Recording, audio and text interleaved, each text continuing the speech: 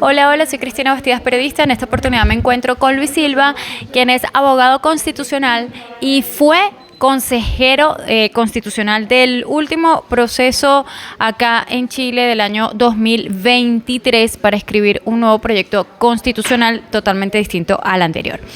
Don Luis, ya que usted estuvo en este proceso, ¿nos podría decir algunas diferencias del proceso anterior? Siempre señalo diferencias de forma y diferencias de fondo. En cuanto a la forma, fue un proceso, definido por las reglas que estableció el Congreso en su reforma constitucional. Fue un proceso más corto, fuimos menos los consejeros involucrados. Todo eso obviamente implica dinámicas distintas y además el clima que acompañó el proceso fue muy distinto del clima que acompañó el proceso anterior. Fue un proceso más tranquilo, más discreto, abocado hacia adentro, no hacia afuera. Y en ese sentido creo que la ciudadanía reconoce las diferencias de forma importante. Y después, en cuanto a las diferencias de fondo, lo mismo. Este proceso en el que participé culmina en una propuesta constitucional que es muy respetuosa de nuestra tradición, al mismo tiempo que innova, recoge de la ciudadanía y de los expertos, recoge de la derecha y de la izquierda. Es una propuesta balanceada, a diferencia de la propuesta del proceso anterior.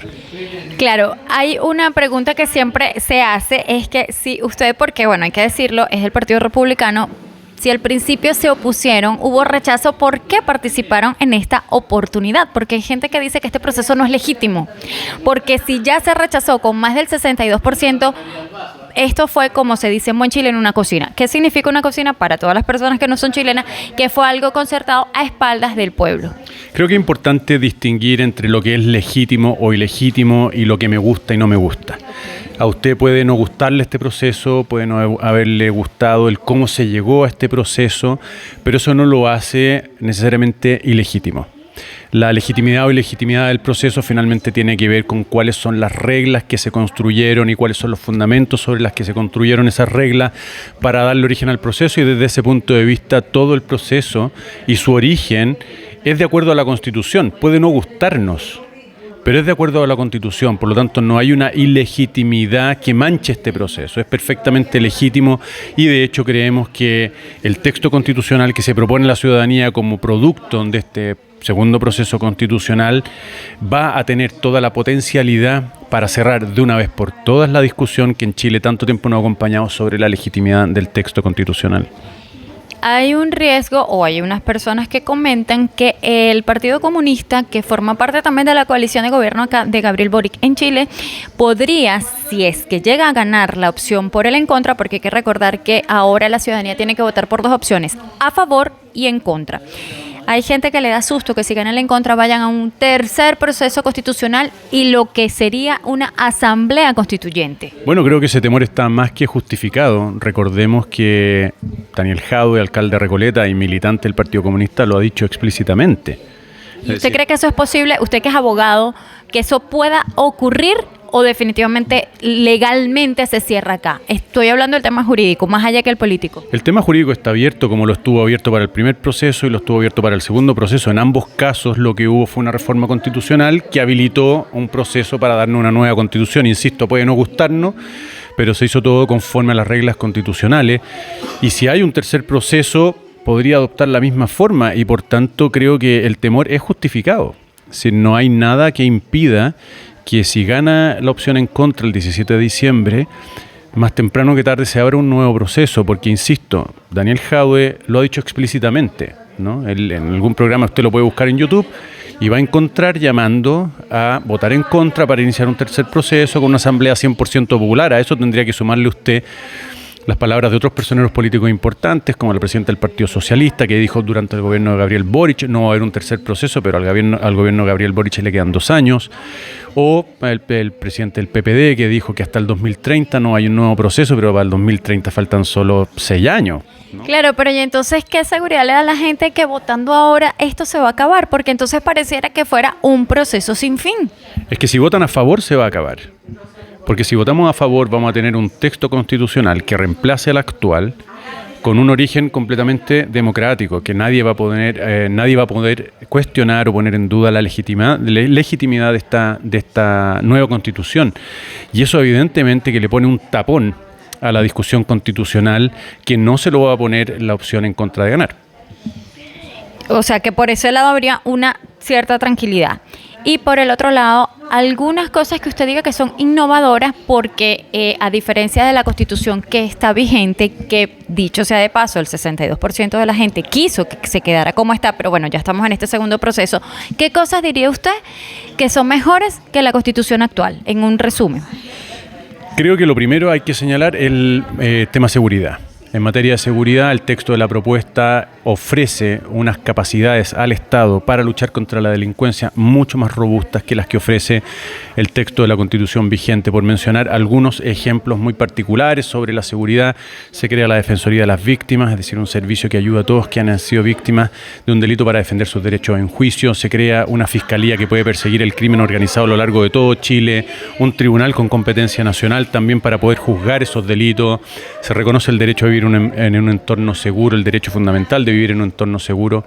Un segundo punto en donde el texto de la Constitución vigente es mejor que un segundo punto en donde el texto de la propuesta es mejor que el texto de la Constitución vigente es la inmigración.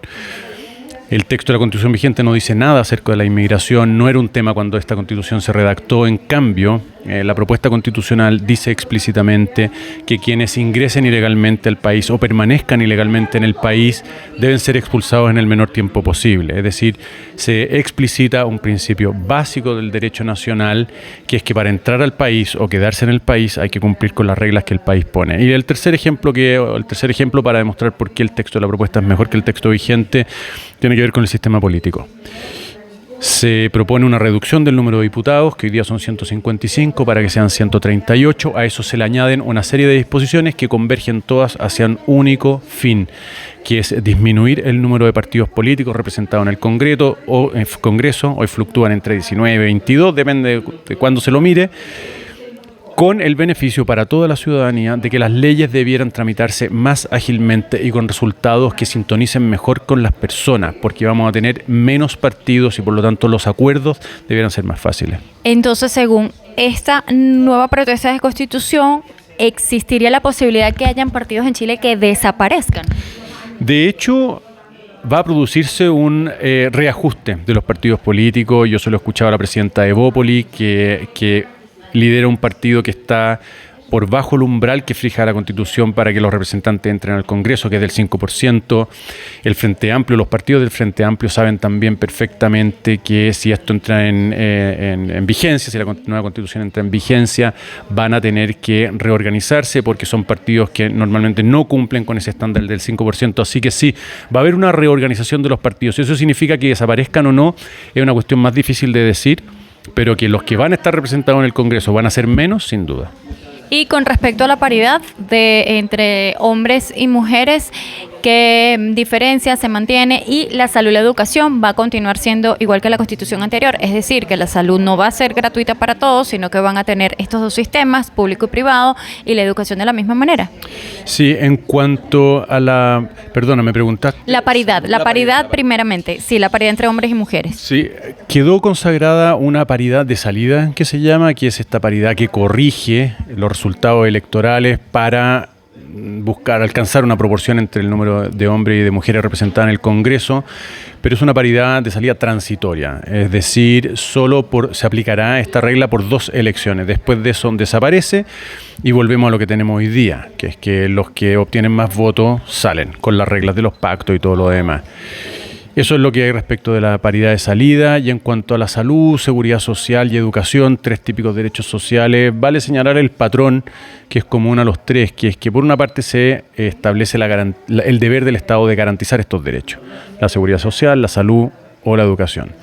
Segundo, que en la garantía de estos derechos participan instituciones estatales e instituciones particulares. Pero no va a ser gratuita para todos. O sea, no, en este nuevo proyecto de Constitución no quedó establecido que la salud va a ser gratuita ni la educación.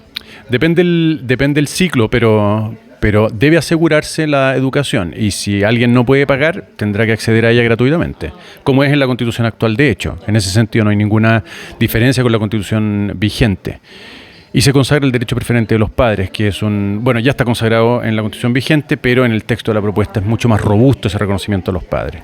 Perfecto. Y ya para ir cerrando, ¿a favor o en contra? Yo voto a favor porque estoy convencido de que el texto de la propuesta es mejor que el texto vigente.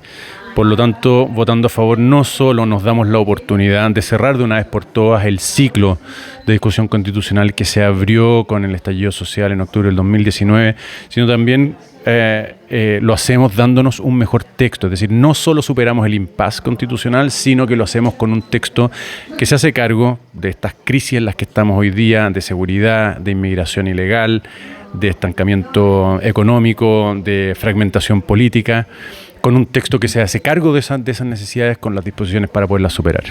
Ya, y hablando ya del tema de que usted forma parte del Partido Republicano, ¿por qué ser parte del Partido Republicano, un partido que actualmente está catalogado como de extrema derecha, teniendo la carga de extrema derecha de que son un partido sumamente religioso, de que son un partido que, por ejemplo, no está a favor de las libertades individuales como la comunidad LGBTI, que está en contra de la migración? ¿Es mito, es verdad?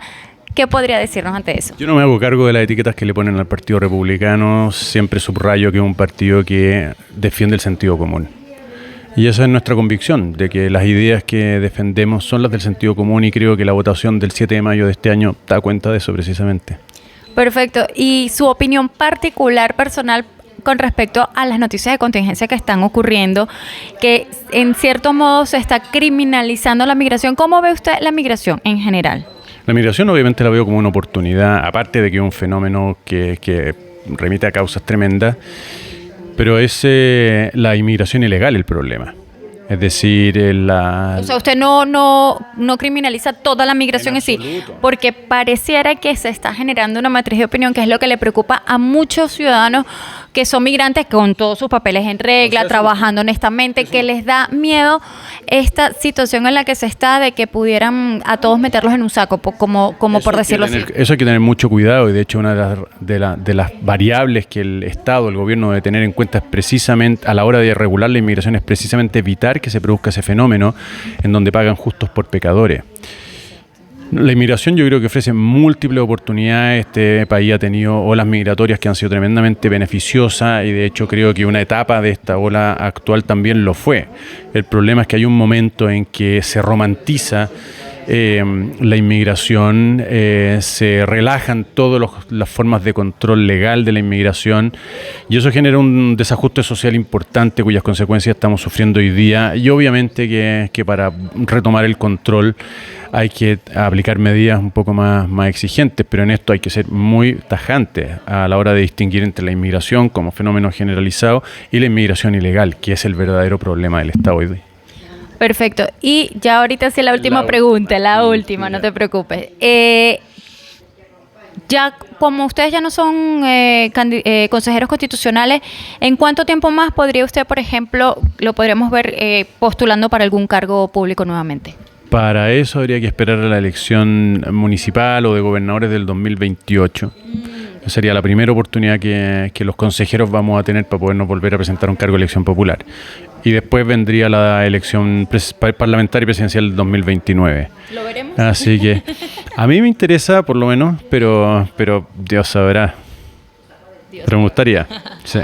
Así que bueno, muchísimas gracias. Esta fue la entrevista que tuve con Luis Silva en todo este tiempo de elecciones, justamente del nuevo proyecto constitucional acá en Chile, a favor o en contra, y algunas preguntas más de contingencia nacional. Yo soy Cristina Bastidas, periodista. Nos vemos.